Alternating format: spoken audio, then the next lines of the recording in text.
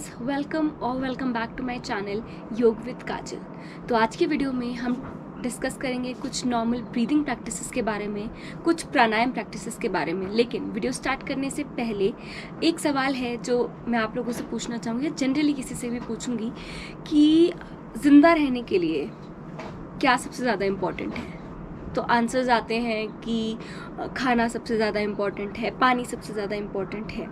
But एक जो सबसे वाइटल चीज़ है जिसको हम हमेशा नेग्लेक्ट करते हैं वो है एयर, या फिर हमारी ब्रीथ ही है जिसकी वजह से हमारे सेल्स एक्टिव हैं। ब्रीथ ही है जिसकी वजह से हमारी बॉडी में ग्लूकोज एंड ऑक्सीजन बर्न होके एनर्जी प्रोड्यूस होती है। तो this is the very vital source जिससे हम जिंदा रहते हैं। लेकिन 99% लोग ब्रीथ गलत लेते हैं। तो क्या आप ब्रीथ सही ले रहे हैं? आज की वीडियो में मैं आप लोगों को बताऊंगी कि एक्चुअल सही तरीका है क्या ब्रीथ लेने का। ऐसे बोला जाता है कि हमारी जो सांसें हैं वो गिनी हुई लिखी हुई आई हैं, तो क्यों ना हम उस सांस को लंबा गहरा ले। अब क्वेश्चन अराइज होता है कि सांस लंबी गहरी लेनी क्यों है।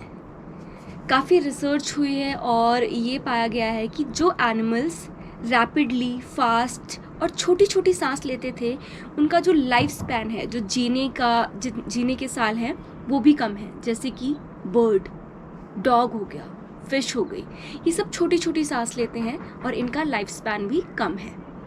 यहीं अगर हम दूसरी साइड एग्जाम्पल लेते हैं एलिफेंट का, टॉर्टोइस का, ये बहुत हल्की और लंबी सांस लेते हैं और उनका जीने का जो लाइफ स्पैन है वो है 200 साल, 100 साल। तो अगर हम ये कंपैरिजन करें कि जो एनिमल्स छोटी सांस लेते हैं उनका लाइफ स्पैन भी छोटा है और जो एनिमल्स लंबी और गहरी सांस लेते हैं उनका लाइफ स्पैन लंबा है, तो क्यों ना हम भी अपनी सांसों को लंबा और हल्का लें।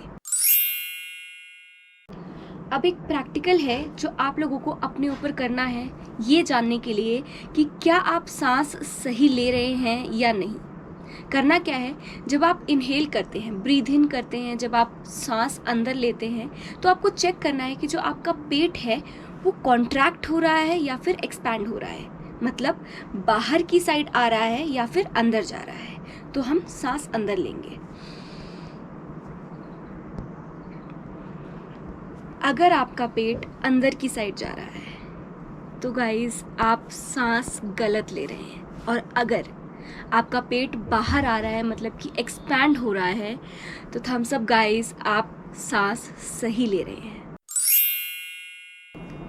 अब मैं आप लोगों को बताऊंगी कुछ ब्रीदिंग प्रैक्टिसेस के बारे में जो मैं आप लोगों को सजेस्ट करूंगी कि जब आप प्राणायाम प्रैक्टिस, जैसे आप बिगिनर लेवल पे है, प्राणायाम प्रैक्टिस स्टार्ट कर रहे हैं तो उससे पहले आप ये ब्रीदिंग प्रैक्टिसेस ज़रूर करें।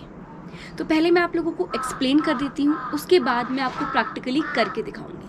तो सबसे पहली ब्रीथ जो आती है वो है एब्डोमिनल ब्रीथ। एब्डोमिनल ब्रीथ क्या है, जब हम श्वास को अपने गले से, अपनी छाती से ले जाकर अपने पेट तक लेके जाते हैं। जब आप श्वास लें तब आपका पेट जो है वो एक्सपैंड हो। आपको ऐसा इस तरीके से सांस लेनी है कि जैसे आपकी जो नाभि है वो उस सांस को खींच रही है। तो ये हो गया एब्डोमिनल ब्रीदिंग। उसके बाद आती है थ्रोसिक ब्रीदिंग। थ्रोसिक ब्रीदिंग क्या है? थ्रोसिक ब्रीदिंग है जब हम हमारे लोअर जो रिब्स हैं, लोअर चेस्ट है वो, और ये जो साइड रिब्स हैं इनको एक्सपैंड करते हैं जब हम ब्रीद इन करते हैं। हमें फोकस किस पे करना है कि हमारे जो लोअर रिब्स हैं और जो साइड रिब्स हैं ये एक्सपैंड करते हैं जब हम इनटेक करते हैं ब्रीथ का। लास्ट आता है कैल्विकुलर ब्रीदिंग। कैल्विकुलर ब्रीदिंग क्या है? कैल्विकुलर ब्रीदिंग है जब हमारा चेस्ट, अपर चेस्ट, शोल्डर्स एक्सपैंड होते हैं जब हम ब्रीद इन करते हैं। तो ये 3 योगिक ब्रीदिंग प्रैक्टिसेस हैं जो हमें फॉलो करनी है with before pranayama practice. Abdominal breathing, thoracic breathing and clavicular breathing. और अब मैं इन प्रैक्टिसेस को आपको प्रैक्टिकली करके दिखाऊंगी। तो हमें करना क्या है, किसी भी कंफर्टेबल पोजीशन में बैठना है। आप चाहें तो मेडिटेशन पोजीशन में बैठ सकते हैं, या फिर सिद्धासन में बैठ सकते हैं, या फिर लोटस पोज मतलब पद्मासन में बैठ सकते हैं। जैसे आपको कंफर्टेबल फील होता है वैसे उस पोजीशन में बैठ सकते हैं। हैंड्स की जो लेफ्ट हैंड है और जो राइट हैंड है। जब हम ये ब्रीदिंग प्रैक्टिसेस कर रहे हैं तब हमें ध्यान देना है कि हमारे हैंड्स रिलैक्स्ड हो। जो हमारे नीज़ है, जो हैंड्स का पाम का बैक साइड एरिया है वो हमारे नीज़ के ऊपर होगा। तो ज्ञान मुद्रा क्या है? ज्ञान मुद्रा है जो हमारा पाम है और जो हमारी इंडेक्स फिंगर और थंब की टिप्स हैं, इनको हम ज्वाइन करते हैं और इनको हम अपनी नीज़ के ऊपर रखते हैं। तो आप चाहें तो इस पोजीशन में भी बैठ सकते हैं या फिर आप नॉर्मली भी ऐसे पाम रख सकते हैं। बट ध्यान क्या देना है कि आपकी जो स्पाइन है, जो आपकी रीढ़ की हड्डी है, वो सीधी हो, आप एक कंफर्टेबल पोजीशन में बैठे हों, आपकी जो नेक है वो सीधी हो, और ये रही वो पोजीशन। मैं पर्सनली ऐसे प्रेफर करती हूँ। आप चाहें तो जैसे आप कंफर्टेबल फील करते हैं वैसे बैठ के ये प्रैक्टिसेस कर सकते हैं। तो सबसे पहले हम करेंगे abdominal breathing. Deep inhale through your nostril. अपनी सांस को अपने पेट तक लेके जाएंगे और पेट को फुलाएंगे।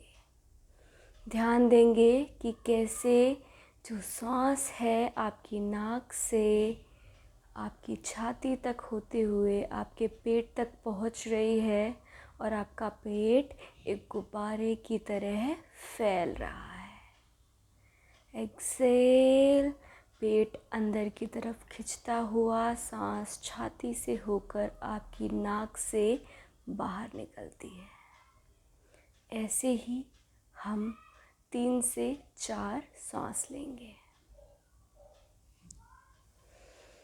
धीरे से अपने कंसंट्रेशन को, अपनी सांस को सिर्फ अपने लोअर रिब्स और साइड रिब्स तक लेके जाएंगे।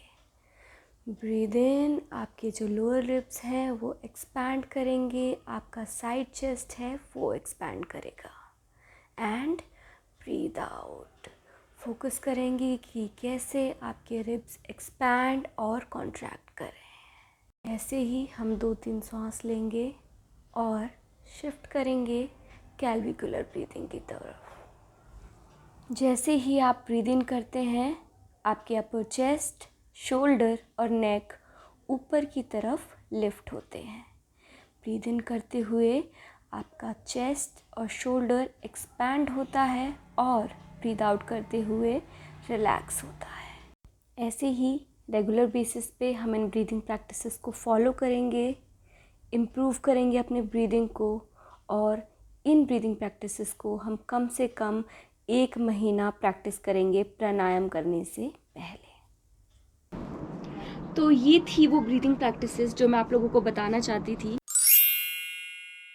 अब क्वेश्चन अराइज होता है कि ये ब्रीदिंग प्रैक्टिसेस प्राणायाम से पहले क्यों करनी है, क्या रीज़न है इनको प्रैक्टिस करने का? तो रीज़न ये है, इन ब्रीदिंग प्रैक्टिसेस के थ्रू हम सीखते हैं कि कैसे हमें एक्चुअल बिना किसी कंप्रेशन के, बिना किसी स्ट्रेन के ब्रीद लेनी है और कैसे हमें लंबी से लंबी ब्रीद लेनी है। बिकॉज जब हम नॉर्मल ब्रीदिंग करते हैं तब हम इतना लंबा इनहेल नहीं करते हैं, ना ही इतना लंबा एक्सहेल करते हैं। इन ब्रीदिंग प्रैक्टिसेस से जो हमारे ब्रीदिंग चैनल्स होते हैं वो एक्टिवेट होते हैं और हमारी ऑल ओवर बॉडी में ट्रांसफ़र होते हैं। तो ये रीज़न है ब्रीथ को लंबा और गहरा लेने का। क्या आप लोगों को पता है कि ब्रीथ से ही हमारे जो इमोशंस हैं वो भी इन्फ्लुएंस होते हैं? कभी आपने नोट करा होगा, एक छोटा सा एग्जांपल दूंगी, कि जब आप गुस्से में होते हैं तब आप नोट करेंगे कि आपकी जो ब्रीथ रेट है वो इंक्रीज़ हो जाता है। वहीं जब आप इमोशनल होते हैं या फिर किसी नेगेटिव फेज में होते हैं तो आपका जो ब्रीथ रेट है वो भी स्लो हो जाता है, नॉर्मल ब्रीथ नहीं रहता है। इन ब्रीदिंग प्रैक्टिसेस की वजह से जो हमारा ब्रीथ है उसके ऊपर हमारा कंट्रोल हो जाएगा। सो उसकी वजह से क्या होगा, हमारे इमोशंस पे भी हमारा कंट्रोल हो जाएगा। अब हम प्राणायाम के बारे में बात करते हैं। तो प्राणायाम जो है वो 2 वर्ड से बना हुआ है, प्राण प्लस याम। प्राण क्या है, लाइफ हो गया, ब्रीथ हो गई या फिर एनर्जी हो गई, और आयाम या फिर याम क्या है, कंट्रोल। प्राणायाम प्रैक्टिसेस हम क्यों करते हैं कि हमारी ब्रीथ के ऊपर कंट्रोल कर सके।